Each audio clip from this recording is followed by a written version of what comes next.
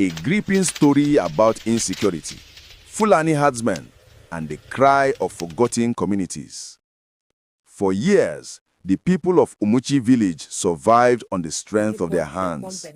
Their farms were their pride, yam mounds rising like little hills, cassava stretching in neat rows, maize rustling under the sun. Every family depended on the soil. The land was their inheritance, their lifeline, their only hope in a country where hope itself was becoming scarce. But everything began to change the day the herdsmen arrived.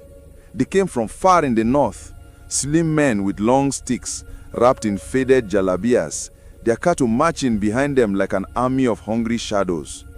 At first, the villagers tried to welcome them politely, believing they were only passing through. After all, Nigeria belonged to all of them, or so they thought.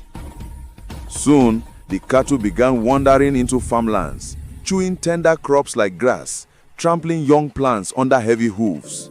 A whole season of hard labor could disappear in a single afternoon. The farmers cried, the elders pleaded, the youths shouted, but the cattle kept coming. Every time the villagers complained, the herdsmen would shrug as if the crops meant nothing. Na animal go chop. And when the villagers protested further, the herdsmen would simply raise their voices or swing their sticks in warning. The tension grew, slow, hot, and poisonous. The farmers reported to the local government. They wrote letters. They went to the police station. They cried out to Abuja. But nobody listened. Nobody came.